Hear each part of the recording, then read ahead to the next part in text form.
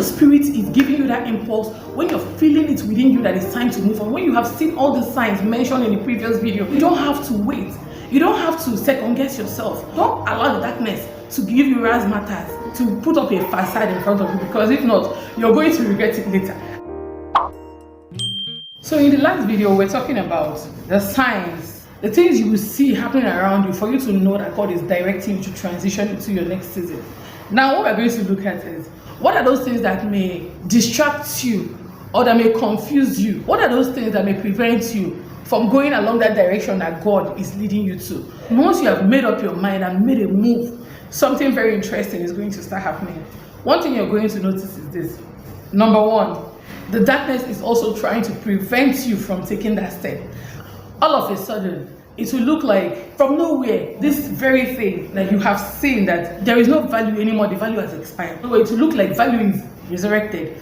All of a sudden, probably like a job, for instance, where you're having so much strife, you're having so much issues, you're having so much lack of progress, it's time for you to transition from there. Once you make that move and start trying to get in line with transitioning, with letting go and moving out, it look like there is a complete 180 degrees that will happen. Everybody who used to have problem with you will almost kind of like start trying to present you with a more peaceful atmosphere. Everybody becomes friendly, everybody wants you to like relax or feel at home all of a sudden, which is like the direct opposite of everything that has been happening.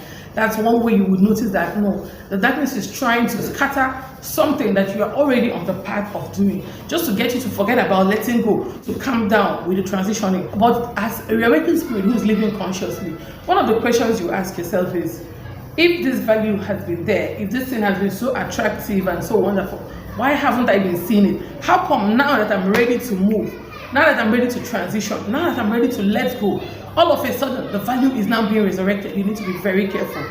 Mind you, the darkness is very tricky, and it works in very subtle ways that if you're not careful, you might not notice that it's the darkness that is working.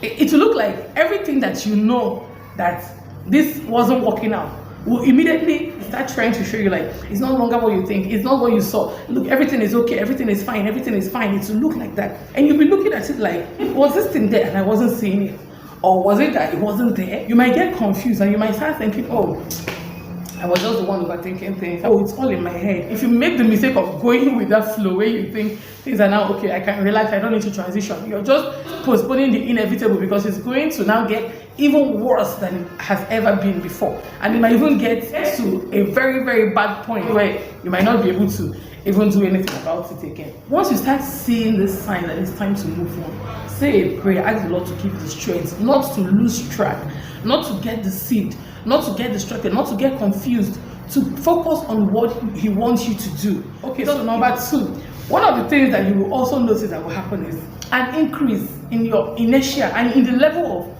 your resistance to change. You will notice an increase within. This is darkness at work. The fear of how, okay, now if I let go, what is next? If I let go, how am I sure the next will be better? How am I? That fear, mind you, fear is of the darkness. So once you find yourself entertaining fear, immediately make a turnaround from it, because fear is not of the light and it will never bring you anything good. When God is directing you to let go and move on, even without you seeing it, your next chapter is right in front of you. One of the things that keeps us from enjoying that next chapter that God has gotten ready for us is the fear of leaving our comfort zone, to leave what we are familiar with, especially since we don't know what the next chapter is about. We're not sure, because of our inability to just trust God and take a leap of faith.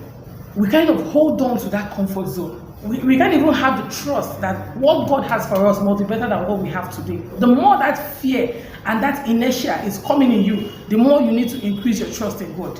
Say a prayer and continue to remind yourself that so long as you can feel it in your spirit that God is leading you to let go and move on, to transition into your next chapter, what He has kept in store for you must be better than what you have here.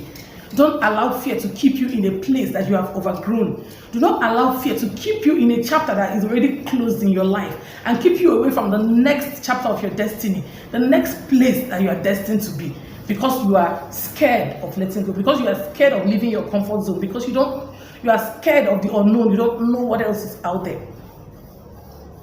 Trust in God. don't give in to that fear, because that's another way the darkness is going to attack you, increasing your fear, increasing your resistance to change.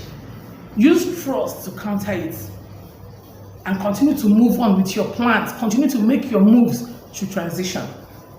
Don't let the inability to change, the fear of the unknown, to keep you from what God has in store for you. There are many times that I've been in a situation where I know that it's time to move on. I can feel it in my spirit. I know that it's time to put an end to this. Be it a friendship, be it a relationship, a job, a place I'm staying, I know that it's time to put an end to this. I can feel it. Everything is telling me, all the signs are pointing towards this angle. But then, once I try to start making that move to transition, and then everything immediately makes that funny turnaround that we talked about, I find myself second guessing. I find myself relaxing. There have been so many instances where at the end of the day, I will look back and say, my spirit was pushing me to leave at this other point. Now I didn't leave. Look at what has happened. I'm sure if you check your life, there have been instances where you experience something like this.